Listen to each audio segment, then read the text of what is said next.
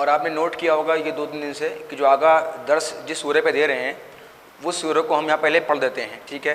تو بہت ہی اطمینان کے ساتھ سورہ سنیے یہ والا، تاکہ جب آپ بعد میں آگاہ سے درس لیں اس سورہ کے اوپر تو آپ کو وہ سورہ لگے کہ ہاں ابھی ہم اس سورہ کو سن چکے ہیں، لہٰذا وہ آپ کے لیے بآسانی آپ کے سمجھ میں آئے گا، ٹھیک ہے؟ تو میں انشاءاللہ آج جو سورہ پڑھوں گا انشاءاللہ آگاہ درس اسی پہ دیں گے، تو آپ لوگ بہت اطمینان سے سورہ بیٹھ کے سنیں اور محظوظ ہوں۔ اعوذ باللہ من الشیطان الرجیم،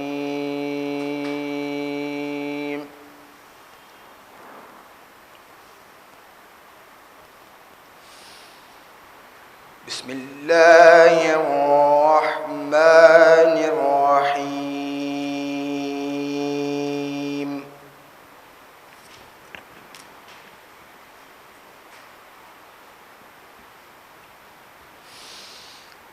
تبت یدا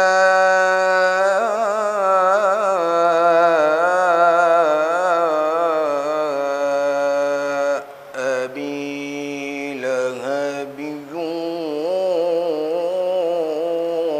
وتب،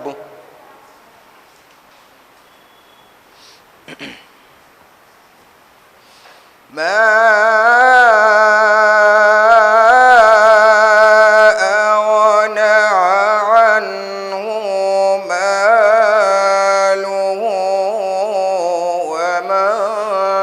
كسب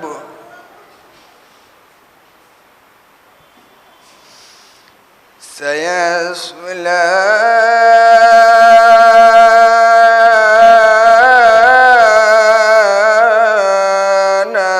نارا ذات لهب،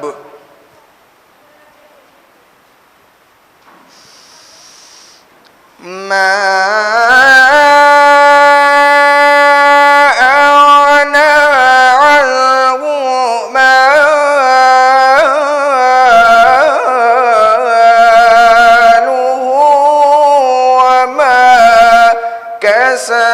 سيصلى نارا ذات لهب وامرأته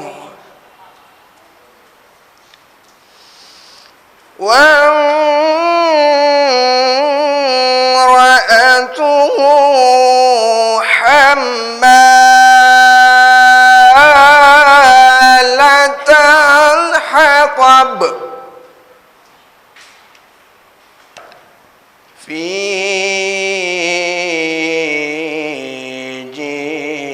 جيدها حبل من مسد، صدق الله العلي العظيم، وصدق رسوله النبي الكريم، والحمد لله رب العالمين۔ اللهم صل على محمد وآل محمد، صلوات محمد وآل محمد۔ میں معتبانہ التماس کرتا ہوں استاد محترم عالی جناب مولانا آغا ارشد صاحب سے کہ وہ اپنے بہترین بیان سے ہمارے دلوں کو روشن کریں۔ اعوذ باللہ من الشیطان الرجیم، بسم اللہ الرحمن الرحیم، وبہ نستعین انہ خیر ناصر و معین، وصلی اللہ علی محمد وآلہ الطیبین الطاہرین، اللہم صل علی محمد وآل محمد وعجل فرجہم۔ کل تک ہم لوگ کے جو سورے جن پہ ہم لوگوں نے بات کی وہ سورہ توحید، سورہ معوذتین، یہ 3 سورے ہم لوگوں نے اس کی تفسیر اور اس کے بارے میں کچھ جاننے کی کوشش کی۔ آج جو ہمارا سورہ ہے وہ سورہ تبت بھی اس کو کہا جاتا ہے، اور سورہ مسد بھی کہا جاتا ہے، اور سورہ لہب بھی کہا جاتا ہے۔ 3 اس کے نام ہیں۔ سورہ تبت کیونکہ تبت سے شروع ہوئی ہے یہ سورہ شروع ہوا ہے، تبت یدا ابی لہب و تب۔ مسد اس لیے اس کو کہا جاتا ہے کیونکہ اس کے آخر کی جو آیت ہے اس میں مسد کا یعنی مسد کیا ہے بتائیں گے، مسد کا ذکر ہے، تو اس اعتبار سے اس کو سورہ مسد کہا جاتا ہے۔ اور سورہ لہب اس لیے کہا جاتا ہے کیونکہ رسول خدا صلی اللہ علیہ وآلہ وسلم کا چچا جس کا نام تھا ابو لہب، تو اس لہب کے نام سے پہ اس سورہ کو سورہ لہب بھی کہا جاتا ہے۔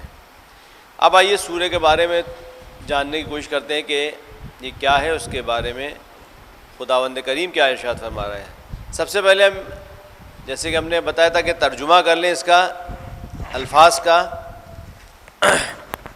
تاکہ سورہ واضح ہو جائے۔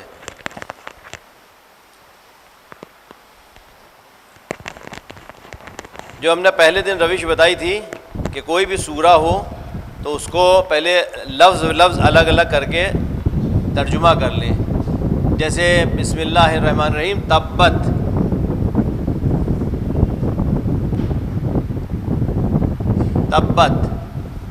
تبت کے معنی ہیں ہلاک ہو جائے یا نابود ہو جائے، ہلاک ہو گیا یا ہو گئی، یہاں پہ ہو گئی۔ یدا اصل میں ہے یدین یا یدان، عربی میں دو ہاتھ کو کہتے ہیں یدان یا یدین، اور اس میں یہاں پر یدا وہ گرامر کے حساب سے یہاں پر یدا آیا ہے، یعنی دونوں ہاتھ، دونوں ہاتھ۔ ابی لہب، ابی لہب رسول کا چچا ابو لہب جس کو کہتے ہیں، ابو لہب۔ وتب، اور تب یعنی ہلاک ہو گیا، ہلاک ہو گیا۔ یہ ہو گیا لفظی ترجمہ پہلی آیت کا، تبت یدا ابی لہب وتب، ہلاک ہو گئی اس لیے کہا کیونکہ ید جو ہے عربی زبان میں دونوں ہاتھ کو یہ فیمیل مؤنث استعمال کیا جاتا ہے، تو اسے تبت یعنی ہلاک ہو گئی، یعنی دونوں ہاتھ اس کے ٹوٹ جائیں، دونوں ہاتھ اس کے ٹوٹ جائیں۔ کس کے دونوں ہاتھ ٹوٹ جائیں؟ یدا ابی لہب، ابو لہب کے دونوں ہاتھ ٹوٹ جائیں اور وہ خود ہلاک ہو جائے۔ تبت مؤنث کے لیے آتا ہے، فیمیل کے لیے، اور تب آتا ہے میل کے لیے۔ تبا یعنی وہ ہلاک ہو گیا، تبت وہ ہلاک ہو گئی۔ تو یہاں پہ ید عربی زبان میں کیونکہ دونوں ہاتھ کو جو ہے مؤنث فیمیل کہا جاتا ہے، لہٰذا اس لیے اس کو یہاں پہ تبت آیا، تبت یدا یعنی دونوں ہاتھ ٹوٹ جائیں ابو لہب کے اور وہ ہلاک ہو جائے، خود ہلاک ہو جائے۔ اس کے بعد آیت نیچے، تبت یدا ابی لہب وتب ما اغنا یعنی فائدہ نہیں پہنچایا، اس نے فائدہ نہیں پہنچایا۔ ما اغنا یعنی اس نے کوئی فائدہ نہیں پہنچایا۔ ما اغنا عنہ یعنی اس کو، مالہ اس کا مال،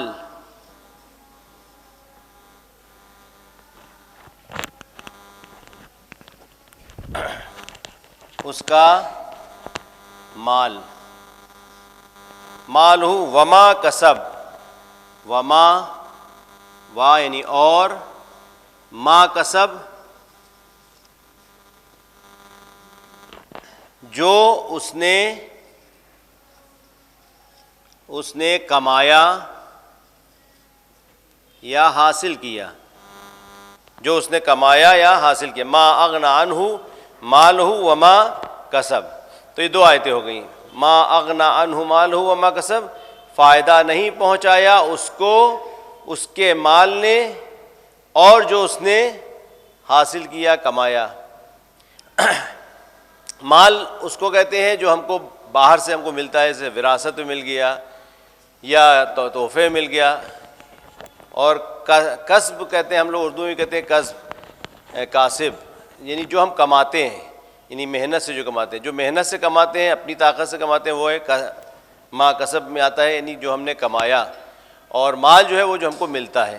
تو جو اس کو ملا ہے وہ مال، وہ بھی اس کو فائدہ نہیں پہنچایا اس نے، اور جو اس نے حاصل کیا ہے، چاہے مال کے اعتبار سے ہو چاہے اولاد کے اعتبار سے، نہ اس کے مال جو اس نے حاصل کیا اپنی تجارت سے، جو اپنے سورسز سے جو اسے حاصل کیا، نہ تو اس کو اس کے مال نے فائدہ پہنچایا، نہ اس کے کسب و کار نے اس کو فائدہ پہنچایا، نہ ہی اس کو اس کی اولاد نے فائدہ پہنچایا.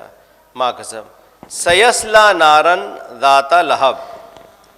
سیصلی، سین کہتے ہیں ان قریب، بہت جلدی.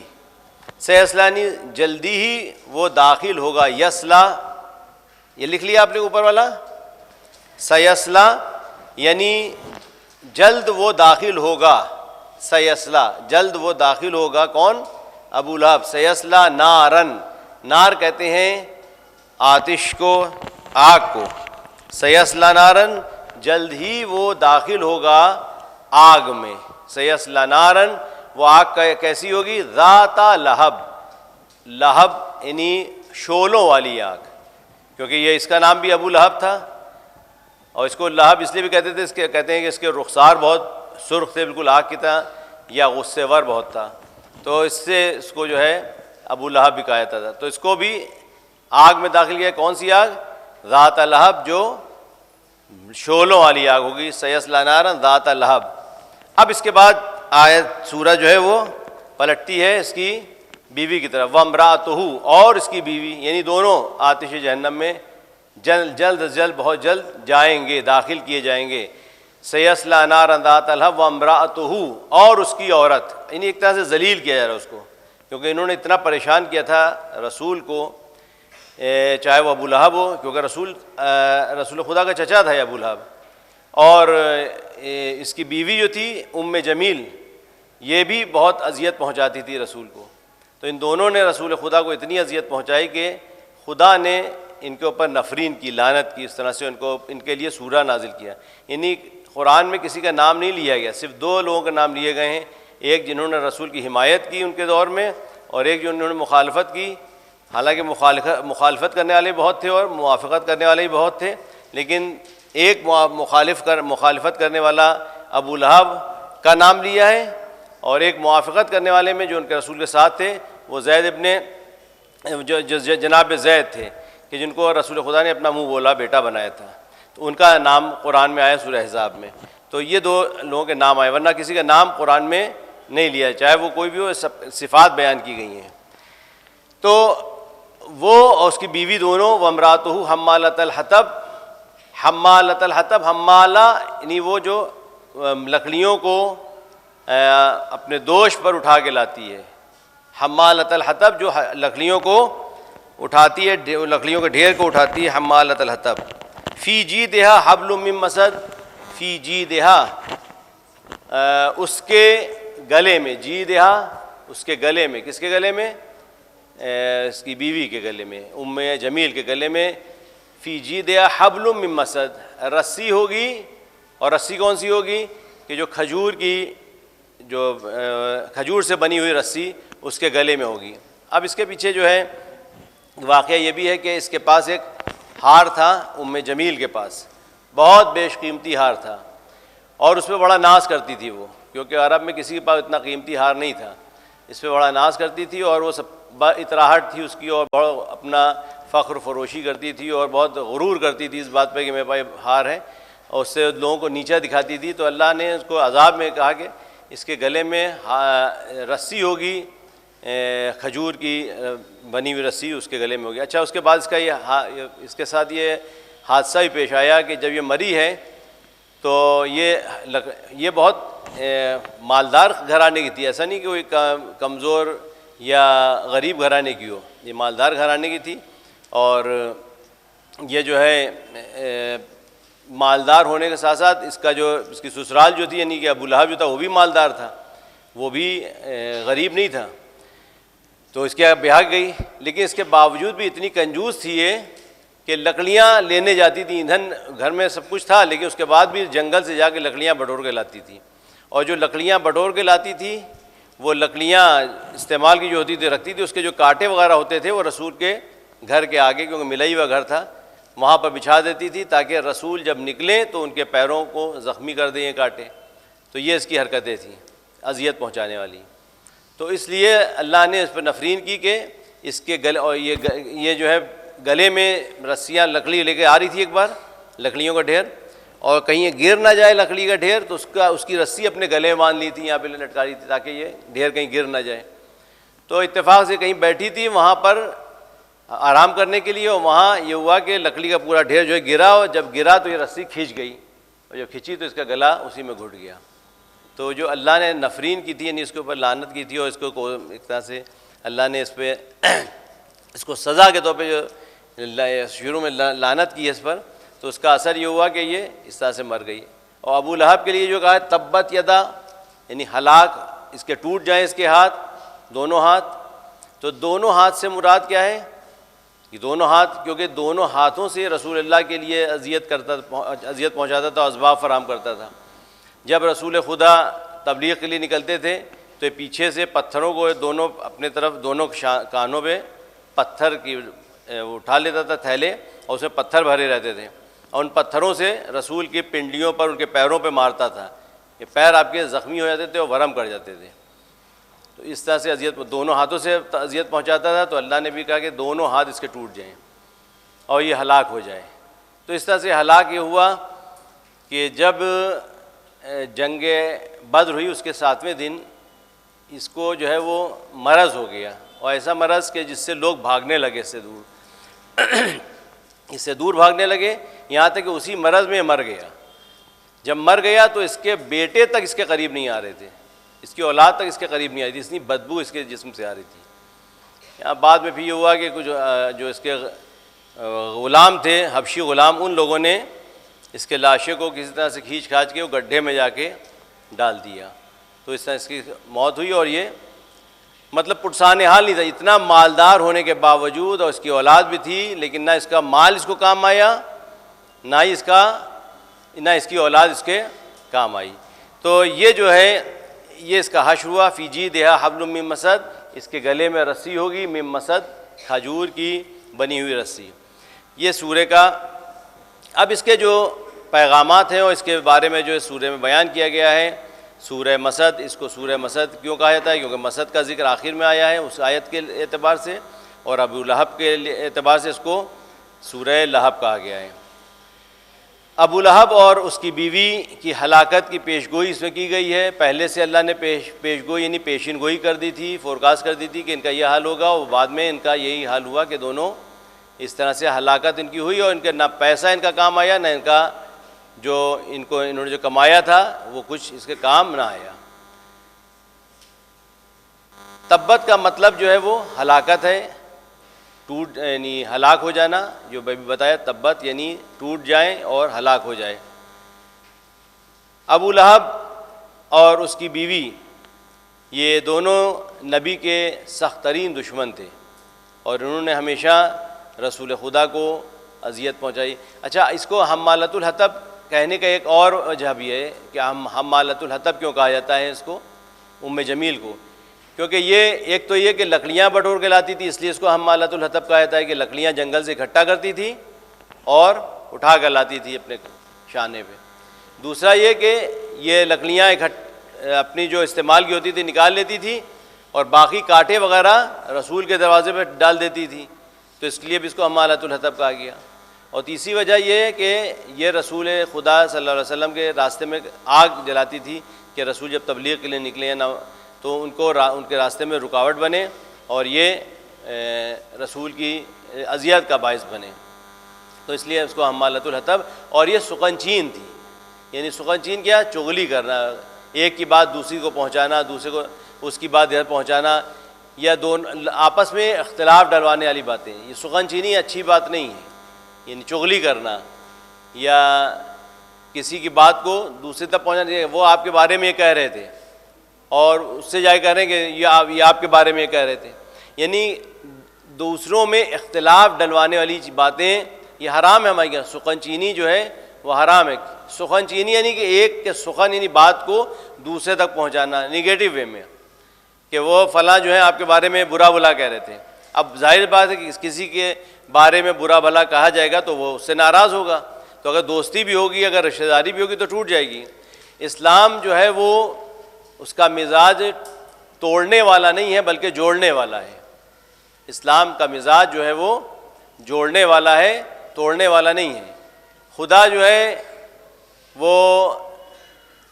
وہ چیزیں جو فریکشن ڈلواتی ہیں, کل میں نے بتایا تھا کہ شیطان کی ایک صفت کیا ہے کہ وہ فریکشن ڈلواتا ہے, توڑتا ہے. رشتوں کو جوڑنا اللہ چاہتا ہے کہ رشتے جڑے رہیں اور جوڑنے کی کوشش کرو. جیسے کہ نہج البلاغہ کی میں نے وصیت نامے کی آپ کو اس میں سے کچھ جملے آپ کے سامنے عرض کیے تھے. اس میں سے امام علیہ السلام نے جو وصیت کی تھی اس کی ایک وصیت میں آپ کا ایک یہ پیغام تھا شروع میں, اوصیکم عباد اللہ و نفسی بتقوی اللہ و نظم امرکم و صلاح ذات بینکم, کہ صلاح ذات بین یعنی آپس میں صلہ رحمی قائم رکھو. صلہ رحمی جو ہے اس کے لیے تاکید کی گئی ہے. مولا اپنی وصیت میں فرما رہے ہیں اوصیکم و نفسی بتقوی اللہ, میں تم کو اور اپنے آپ کو خود کو سے سفارش کرتا ہوں تقوی الہی کی. و نظم امرکم, اور اپنے کاموں کو منظم کرو, اب ڈسپلن پیدا کرو. یہ اس کے اوپر میں پہلے ہی دن آپ کے سامنے ذکر کر چکا ہوں کہ ڈسپلن ہونا چاہیے ہماری زندگی میں. وصلاح ذات بینکم, اور آپس میں صلہ رحمی قائم رکھو. یہ وصیت میں آپ فرما رہے ہیں. صلہ رحمی کیا ہے؟ ایک ہوتا ہے قطع رحم, ایک ہوتا ہے صلہ رحم. صلہ رحم اس طرح لکھا جائے گا, یہ لکھ لیا, مٹا دوں میں, وہ باقی کی آیت ترجمہ آپ لوگ کر لیجئے گا. 2 آیتیں جو رہ گئی ہیں, 3 آیتیں, وہ امراۃ و حمالۃ الحطب فی جیدہا حبل من مسد. اسی طرح سے ایک ایک لفظ کر کے ترجمہ پہلے اس کا لکھیے, لفظی ترجمہ, اور پھر بعد پورے سینٹنس کا ترجمہ کریے.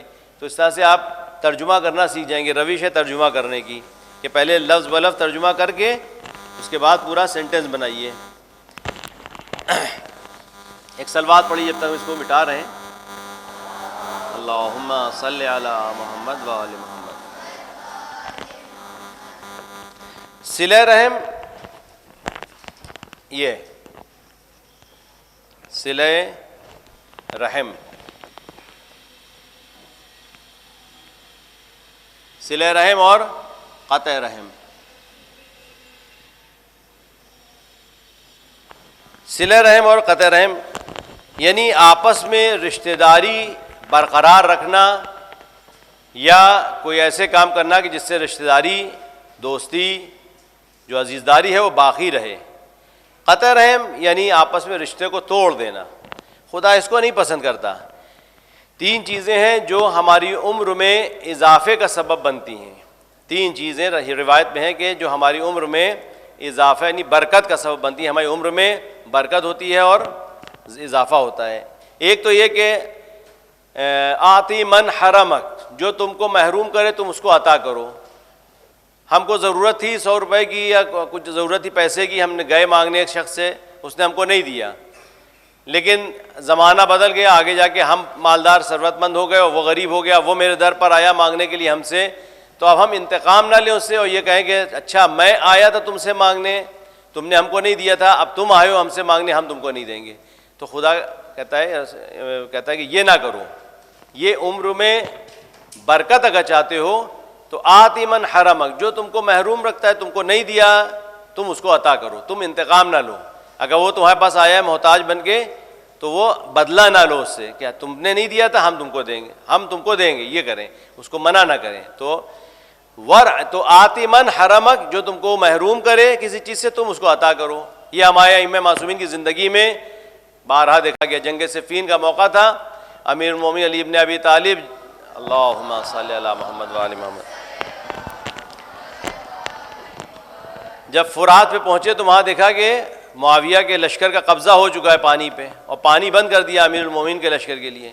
تو امیر المومنین علیہ السلام نے حملہ کرا اور پانی اپنے قبضے میں لے لیا. تو وہ جو روش تھی ان لوگوں کی, پانی بند کر دو, سینکشن لگا دینا, ایک طرح سے پانی بند کر کے بزدلانہ جنگ کرنا. امیر المومنین نے جب قبضہ کیا تو اب یہ سمجھے کہ کہیں ہم کو بھی محروم نہ کر دیں.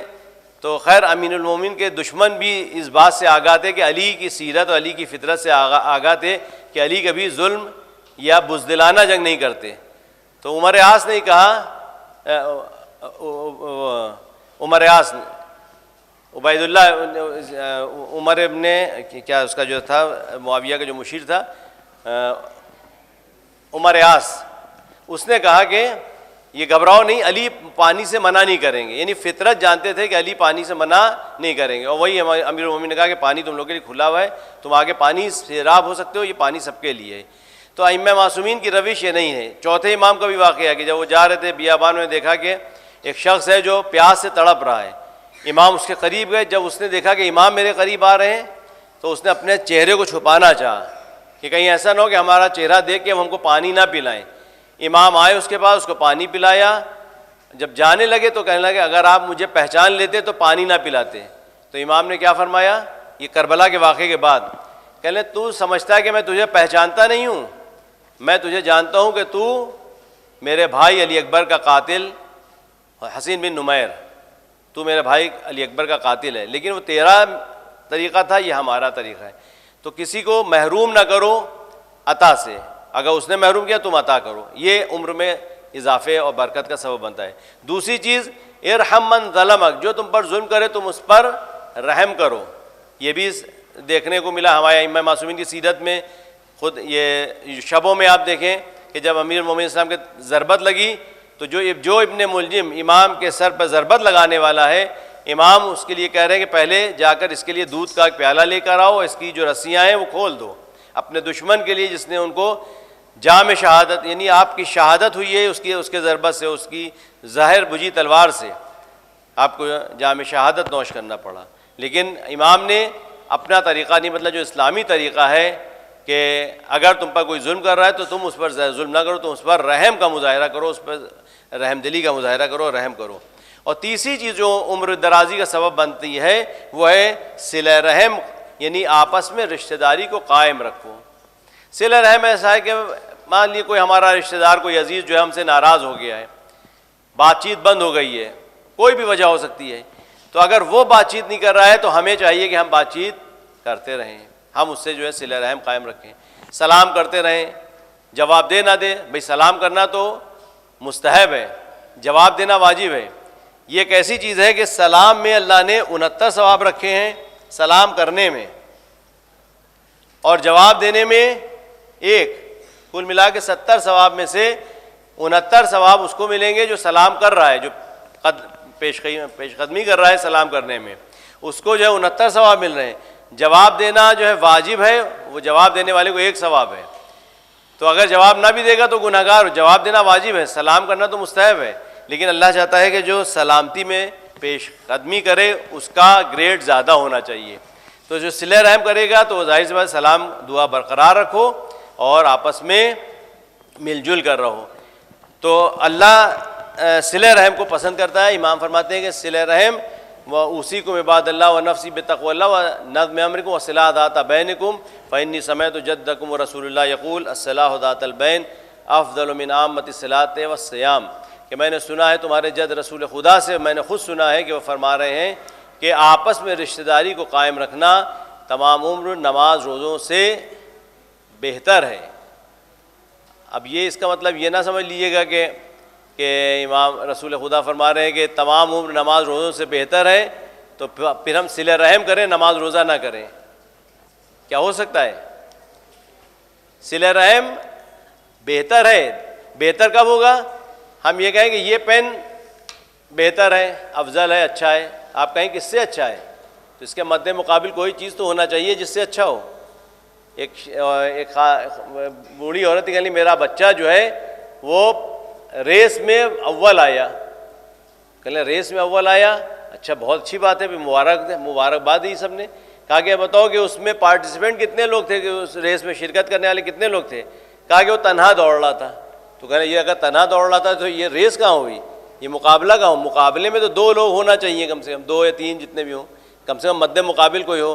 تو صلہ رحم فرمانے کہ صلہ رحم تمام عمر کی عبادت سے نماز روزے سے افضل ہے، بہتر ہے۔ کیا مطلب؟ پہلے نماز روزہ ہو تو تب ہم کہیں گے یہ ان دونوں میں کمپیئر کیا جائے تو یہ زیادہ اچھا ہے۔ یعنی صلہ رحم کو اللہ اور رسول خدا اتنا اچھا بتا رہے ہیں کہ صلہ رحم آپس میں مل کر رہو، اگر آپس میں نا اتفاقیاں ہیں تو ان کو دور کرنے کی کوشش کرو، آپس میں نا اتفاقیاں ہیں تو ان کو دور کرنے کو، اگر ناراض ہے ہمارا بھائی تو اس کے پاس جائیں، سلام دعا کریں، ولو کہ ہم کو جواب نہیں دے رہا ہے لیکن ہم کو جائیں، انویٹیشن دیں، بلائیں، دعوت کریں، اس کو ہدیہ دیں. تہابوا تہادوا تصافحوا لکی یذھب عنکم الغلہ، آپس میں مل کر رہو. تہادوا ہدیہ دو، ایک دوسرے کو تحفے دو. تہابوا ایک دوسرے سے محبت سے ملو.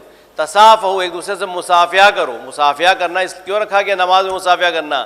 ملو تو مصافحہ کرو، کیونکہ مصافحہ کرتے ہیں تو گناہ بھی جھڑ جاتے ہیں سب. جیسے ہاتھ ہم لوگ صاف کرتے ہیں یہ میل نکلتا ہے، جب مصافحہ کرتے ہیں تو گناہوں کا میل ختم ہو جاتا ہے، صاف ہو جاتا ہے.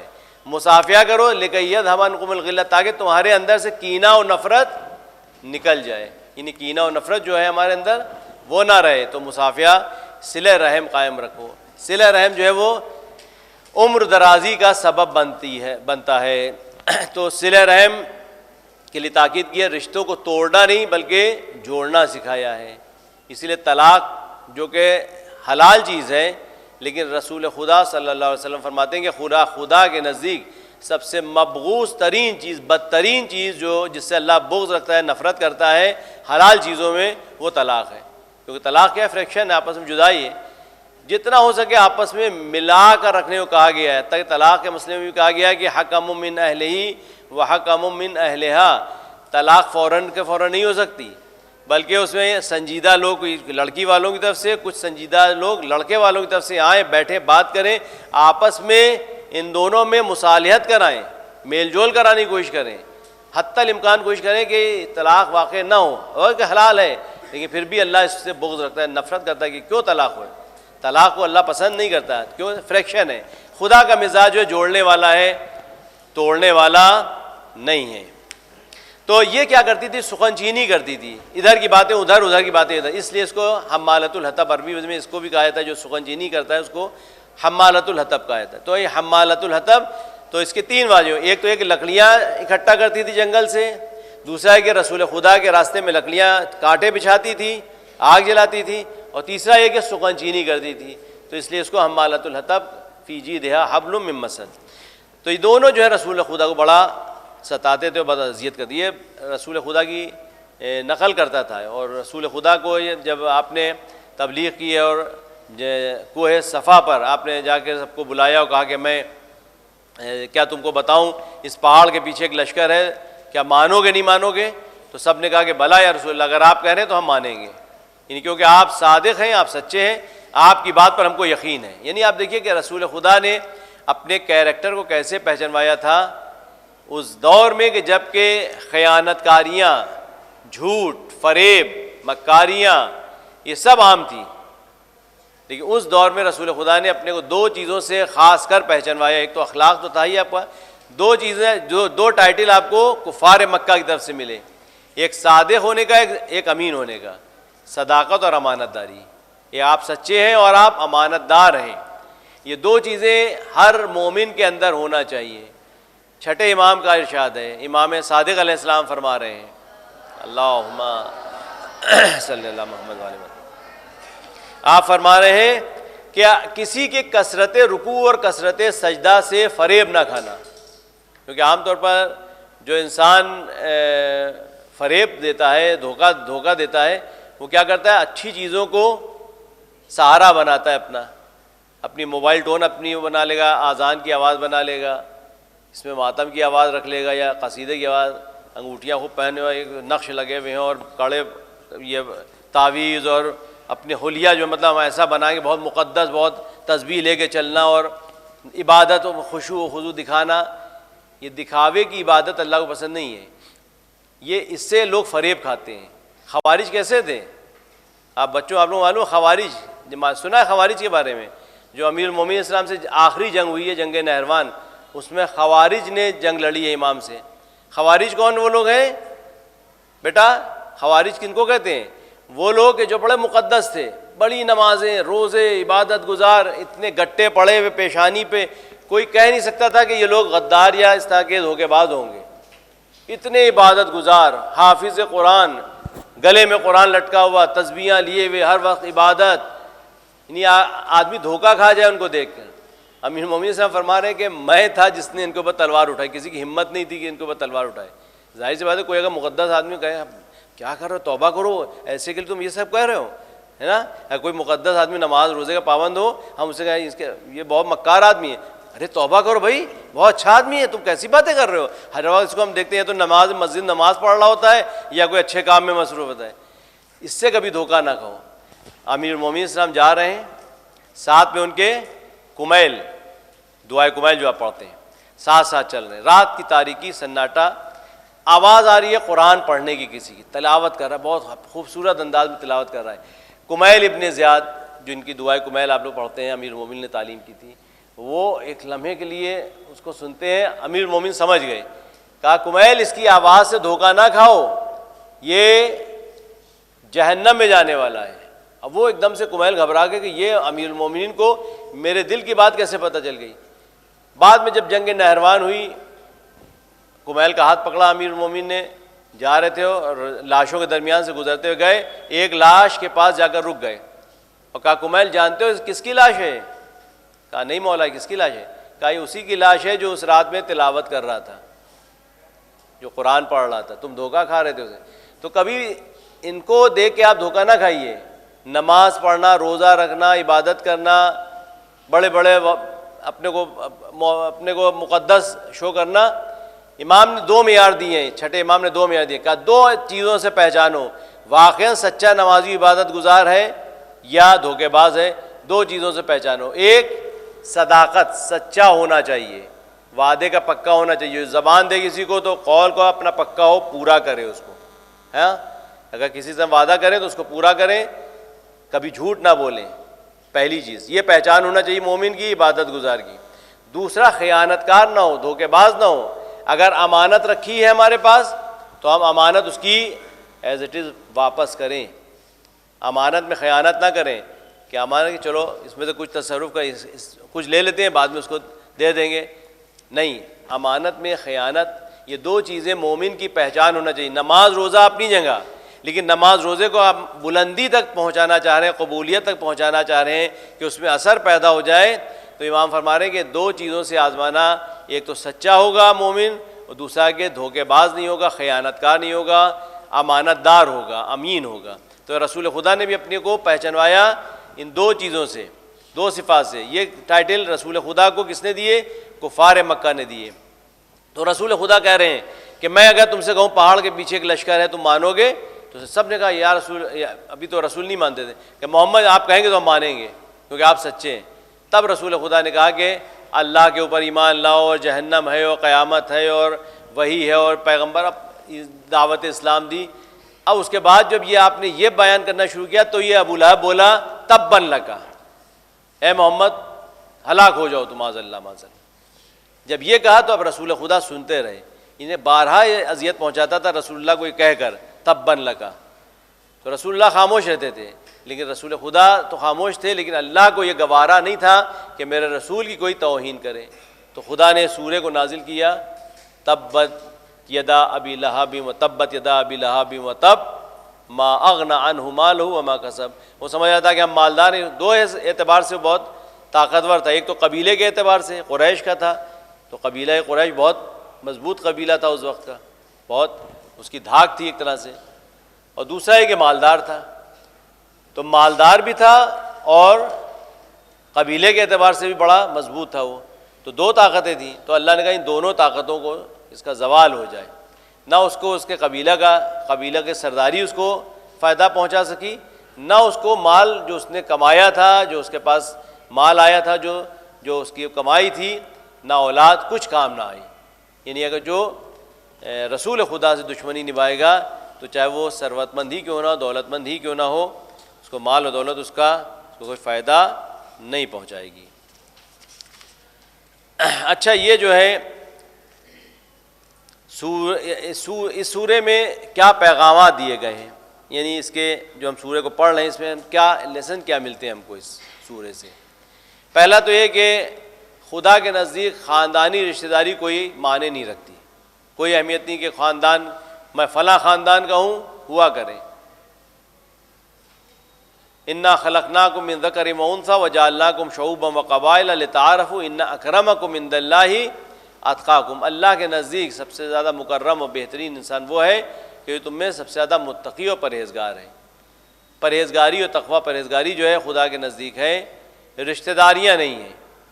بہت سے پیغمبر ہیں کہ جن کے اولاد، جناب نوح، انہ من اہلی، پروردگار میرا بیٹا ہے، قال لیس انہ لیس من اہلک انہ عمل غیر صالح، اے نوح اس کی سفارش نہ کرو، یہ بیٹا ہے تمہارا لیکن تمہارا بیٹا اب نہیں رہا، یعنی سرے سے اللہ نے اس کو ولدیت سے خارج کر دیا، انہ لیس من اہلک انہ عمل غیر صالح، یہ اچھا عمل نہیں ہے جو اس نے انجام دیا، تمہاری نافرمانی کی ہے، تو اس کو رشتہ داری سے خارج کر دیا اللہ نے، کہا کہ یہ تمہارا بیٹا نہیں ہے، کوئی رشتہ نہیں ہے سوائے تقویٰ پرہیزگاری کے۔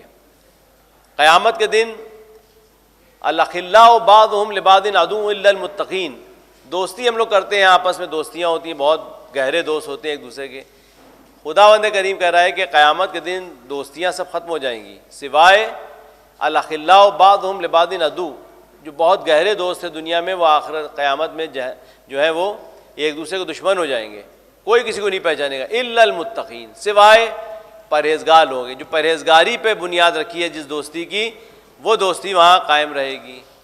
جناب حبیب بن مزاحم، جناب زہیرقین، یہ جو دوستیاں آپس میں تقویٰ پرہیزگاری کی بنیاد پر ہوتی ہیں، تو ہمیشہ دوستی میں دھیان رکھیے کہ مال و دولت دے کے دوستی نہ کریے، یا تفریح بازی کے لیے دوستی نہ کریے کہ ہمارا بہت اچھا دوست ہے، ہم لوگ سیر سپاٹے کے لیے آتے ہیں، ہنسی مذاق ہوتا ہے، بلکہ دوستی میں جو امام نے معیار دیا ہے وہ آپ نے فرمایا کہ تمہارا وہ دوست ہے جو تمہارے عیب تم کو تحفے میں دے، اصل دوست وہ ہے کہ جو تمہارے عیب تم کو بتائے، اگر آپ کے اندر کوئی کمی ہے وہ بتائے کہ تمہارے اندر ایک کمی ہے، کیونکہ آپ کی شخصیت کو ابھارنا چاہتا ہے۔ تو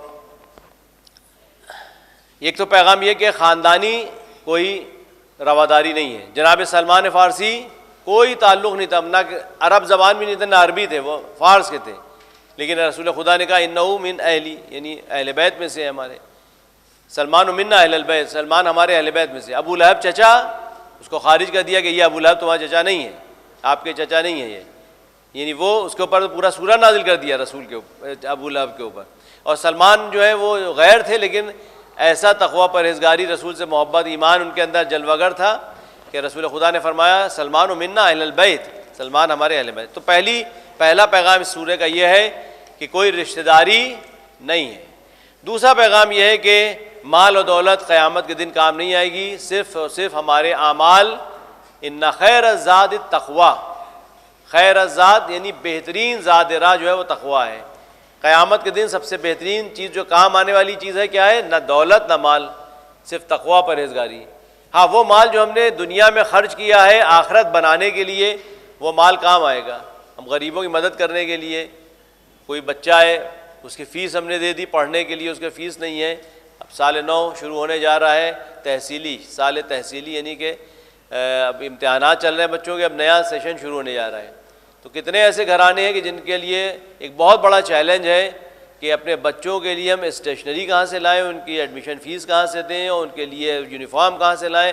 یہ قریب 40-50 ہزار روپے کا خرچہ ایک بچے کے اوپر، بالکل منہ کھولے کھڑا ہوا ہے۔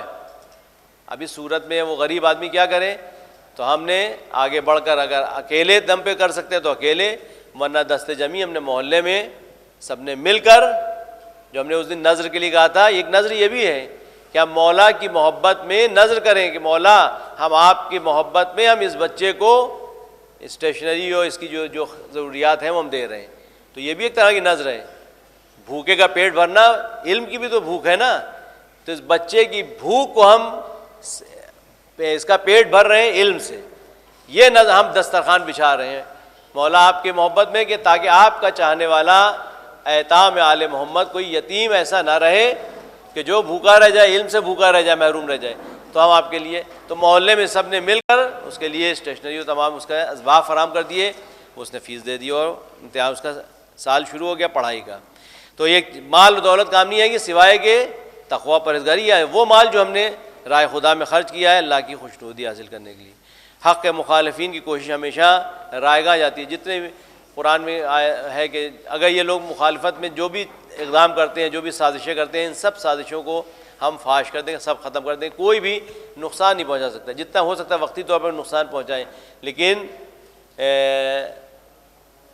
سورہ انفال میں آیت ہے، آیت نمبر 36، ان الذین کفروا ينفقون اموالهم لیصدوا عن سبیل اللہ وسینفقونها ثم یکون حسرۃ ثم یغلبون، کہ جو رسول کے مخالف ہیں، انہوں نے محاذ بنا رکھا ہے، وہ اپنا مال خرچ کرتے ہیں رسول کے راہ میں، اسلام کی راہ میں اس کو مٹانے کے لیے، وہ یہ کرتے رہیں گے، بعد میں ان کی حسرت رہ جائے گی اور مغلوب ہو جائیں گے۔ قرآن میں 4 طرح کی فیملی کا ذکر کیا گیا ہے، 4 طرح کے خانوادے، 4 خانوادے۔ کون کون سے خانوادے؟ ایک وہ کہ جہاں پر سب لوگ اچھے ہیں، میاں بیوی بچے سب اچھے ہیں، سب بہترین لوگ ہیں۔ ایک وہ ہے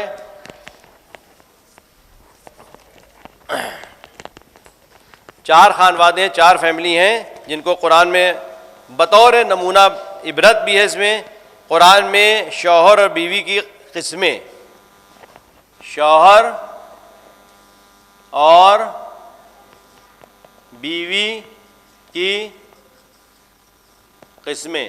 پہلی قسم کیا ہے؟ دونوں اچھے ہیں، بہت اچھا گھرانہ ہے۔ کس کا گھرانہ سب سے اچھا گھرانہ؟ آیت تطہیر کا، جناب فاطمہ زہرا، جناب امیر المومنین، بہترین شوہر، بہترین زوجہ اور ان کی اولاد بہترین اولاد۔ تو پہلا گھرانہ وہ کہ دونوں اچھے، دونوں خوب بہترین۔ کون؟ جناب امیر المومنین اور جناب فاطمہ زہرا۔ دوسرا گھرانہ سب بدترین۔ کون؟ یہی ابو لہب اور اس کی زوجہ، ابو لہب اس کی زوجہ، اس کا بیٹا بھی جو ہے اس کو بھی رسول نے بد دعا دی تھی کہ اس کو درندے کھا جائیں، اور یہ ہوا کہ ایک بار جنگ کے لیے کہیں گیا تھا، خیمے میں لیٹا تھا، شیر آیا اس کو لے کے چلا گیا۔ تو وہ پورا گھرانہ بدترین گھرانہ، سب بدترین، جیسے ابو لہب کی فیملی۔ تیسرا گھرانہ کون سا ہے؟ کہ شوہر اچھا،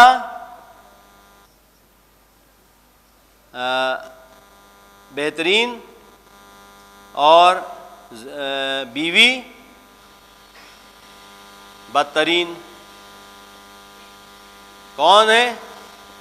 مثال، شوہر اچھا ہے لیکن زوجہ جو ہے وہ، اس کی مثال دی گئی جناب لوط اور جناب نوح، یہ دونوں پیغمبر تھے لیکن بیویاں ان دونوں کی بدترین تھیں۔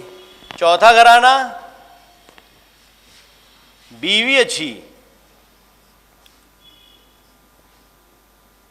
بہترین لیکن شوہر جو ہے بدترین۔ کون ہو سکتا ہے؟ جناب آسیہ، کہ بیوی ایسی کہ اللہ ان کی مثال دے رہا ہے، ضرب اللہ مثلا للذین آمنوا، اللہ مثال دے رہا ہے مومنوں کے لیے، کہ جناب آسیہ کی اور جناب مریم کی۔ تو جناب آسیہ کون؟ فرعون کی بیوی، بدترین انسان، لیکن ان کی بیوی اتنی اچھی کہ رب ابن لی عندک بیتا فی الجنہ، ہمارے لیے جنت میں گھر بنا دے۔ یہ 4 گھرانے۔ اچھا، اب یہاں پر وقت ابھی ہے میرے پاس، کچھ نہیں، 4 منٹ ہے، 4 منٹ میں ہم جلدی جلدی پیغامات جو اس کے اور ہیں وہ ہم پڑھ دیں۔ نااہل لوگوں سے برات کا اعلان دین کا حصہ ہے، یعنی جس کے اندر اہلیت نہ ہو، برے لوگ ہوں، ان سے آپ برات اختیار کریے۔ یہ تبرہ جو کہتے ہیں، تبرہ کے معنی صرف لفظی تبرہ نہیں ہونا چاہیے، بلکہ دوری اختیار کریں۔ جو برے لوگ ہیں ان سے دوری اختیار کریے، اچھے لوگوں کی صحبت میں بیٹھیے، اچھے لوگوں کی صحبت اختیار کریے، اچھے دوست بنائیے، اور برے لوگوں سے دوری اختیار کریے، اس لیے کہ ان برے ہیں لہٰذا ان کے اعمال سے بھی دوری اختیار، خالی ان سے نہیں۔ اگر وہ جھوٹے ہیں تو ہم جھوٹ نہ بولیں، ہم کو نفرت ہے جھوٹ سے، تو اگر جھوٹے ہیں تو ان لوگوں سے دوری اختیار کریں۔ تو برے لوگوں سے قالوا سلامہ، جو برے لوگ ہوتے ہیں اگر سلام کرتے ہیں کہتے ہیں سلام کہہ کے وہ ان سے دور ہو جائیے، بس خالی سلام دعا رسم رکھیے۔ مقدسات کی توہین کی سزا جو ہے وہ دائمی لعنت ہوتی ہے اور ہلاکت ہوتی ہے، یعنی جو بھی مقدسات کی توہین کرتا ہے، کربلا میں جنہوں نے جس نے امام حسین السلام کو اذیت پہنچائی، جس نے جو شریک رہا امام کے قتل میں، امام کی شہادت میں، وہ سب ان کا جو ہے وہ اپنے کیفر کردار تک پہنچے، ان سب کا انجام بہت برا ہوا۔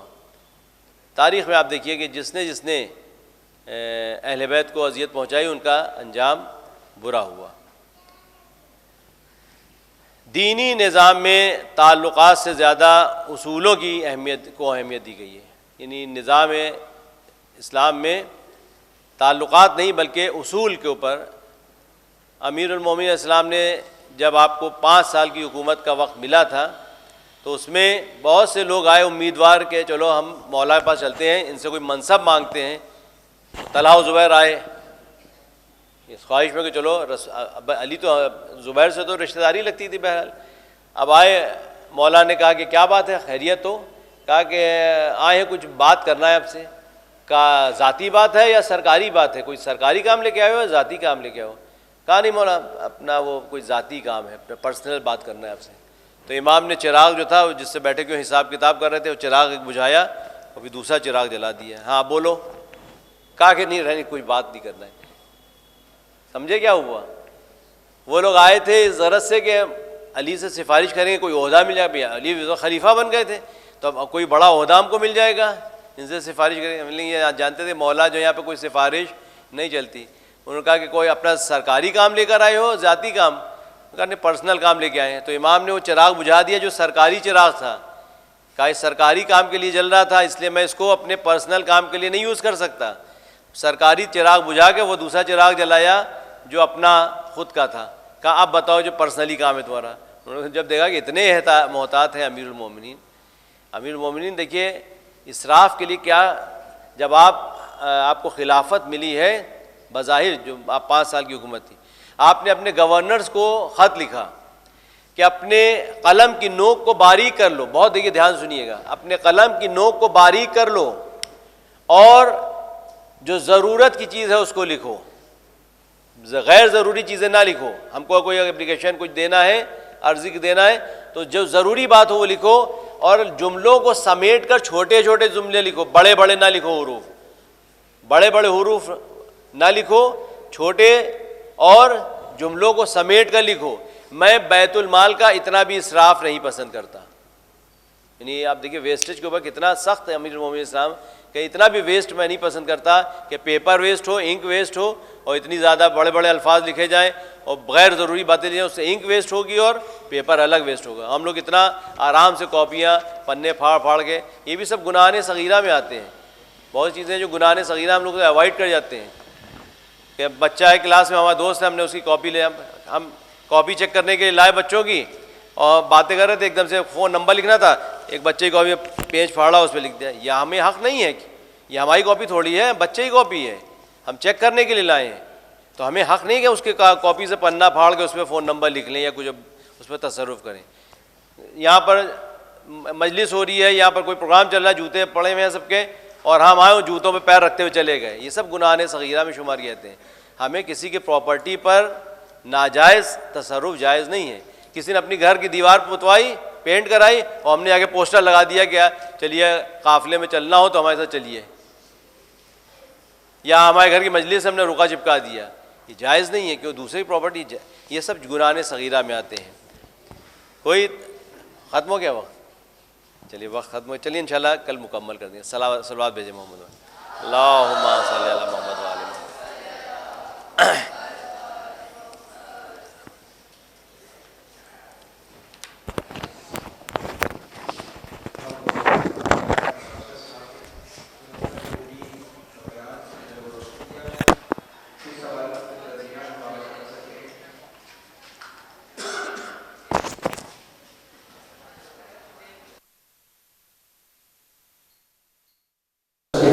ناقص صاحب کچھ بیان دیں گے, آپ کے 5 منٹ کھلے رکھیے, یہ چاہیے آپ کے سامنے دیں گے انشاءاللہ. اس سے محسوس ہوں گے اپنا سوال لکھیے پرچی پہ, آپ آپ کا سوال پوچھیے.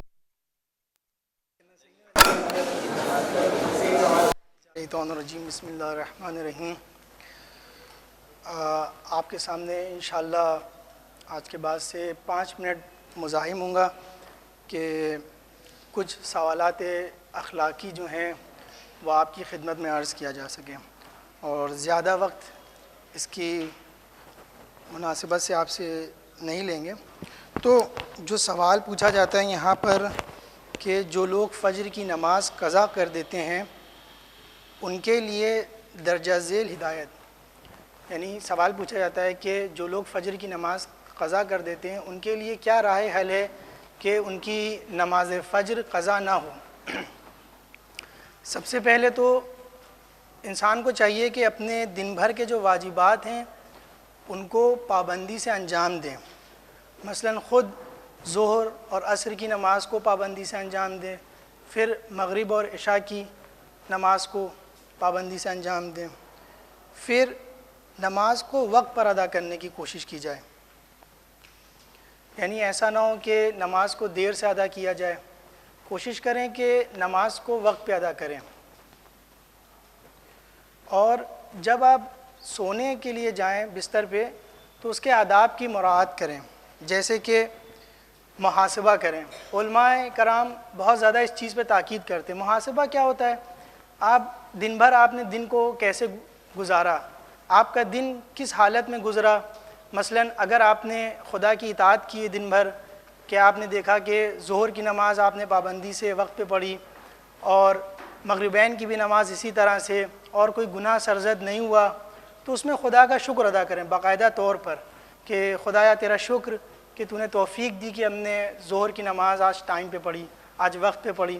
خدایا تیرا شکر کہ آج ہم نے مغرب کی نماز وقت پہ پڑھی۔ خدایا تیرا شکر کہ ہم کو توفیق دی قرآن مجید کی تلاوت کرنے کی۔ پھر اگر اس کا برعکس ہوا، خدا نخواستہ کوئی مشغول ہو گیا یا بے توجہی کی نماز کی طرف، تو استغفار کرے۔ محاسبے میں یہ کرنا ہوتا ہے۔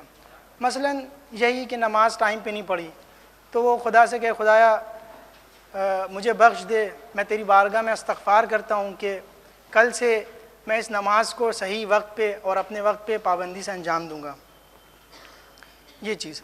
اور تیسرا یہ کہ سوتے وقت سورہ کہف کی جو علماء کرام اور بزرگان بیان کرتے ہیں کہ آخری آیت جو ہے، آیت نمبر 110 یعنی 110 جو آیت ہے، اس کو آپ ضرور پڑھیں سوتے وقت، اور ساتھ ہی ساتھ آیت الکرسی اور چاروں قل۔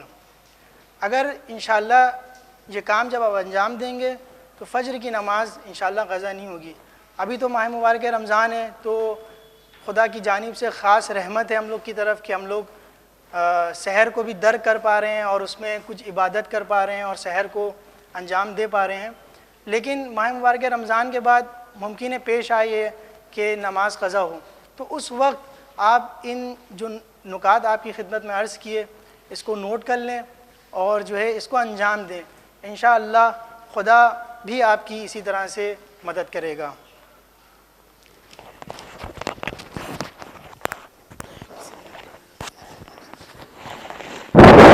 اچھی بات آپ نے بتائی۔ اور دیکھیے نماز صبح جو ہے وہ ایک طرح سے اٹینڈنس کا کام کرتی ہے ہمارے لیے۔ اگر اسکول میں ہم جائیں اور اٹینڈنس نہ لگی ہو تو پھر ہم کو انٹری بھی نہیں ملے گی، پھر ہم سارے پیریڈ جو ہیں باہر ہی رہیں گے۔ تو اگر کالج جاتے ہیں تو ہم سب سے پہلے پہنچنے کی کوشش کرتے ہیں تاکہ اٹینڈنس ہماری لگ جائے اور کالج کا دروازہ بند ہونے سے پہلے ہم پہنچ جائیں۔ اگر ہم کسی چیز کو امپورٹنس دے رہے ہیں اتنی، تو خود بخود ہماری آنکھ کھل جائے گی۔ صبح آپ کی فلائٹ ہے تو آپ کی آنکھ نہیں بے چینی رہے گی کہ کہیں ایسا نہ ہو کہ فلائٹ مس ہو جائے۔ صبح ہم کو کمپٹیشن کے لیے جانا ہے تو ہم رات میں 10 طرح کے الارم بھی لگائیں گے، ان سے بھی کہیں گے، خود بھی اپنے بہت کانشیس رہیں گے۔ تو ہم جتنا امپورٹنس دیں گے تو ہماری آنکھ کھولے گی اس طرح سے، یعنی ہم اگر نماز کو اتنا اہمیت دیں، اور انشاءاللہ ہم سب دیتے ہیں، تو کوشش کریں کہ ہم نماز کو اول وقت پڑھنے کی، اور نماز صبح کے خاص کر بہت تاکید کی گئی ہے، اور نماز صبح کو ہم زیادہ، اور برکت بھی ہے اس میں۔ نماز صبح کے لیے کوئی اٹھیے، آپ نماز صبح کے لیے اٹھتے ہیں تو وہ برکت، جو ہم نے کہا تھا برکت یعنی یہ کہ کثرت ہے، کثرت نہیں، برکت یعنی چیز کم ہے لیکن اس کا اثر زیادہ ہے۔ تو آپ نماز صبح کے لیے اٹھیں گے، نماز شب پڑھیں گے تو اس میں برکت آپ کی زندگی میں خود دکھائی دے گی۔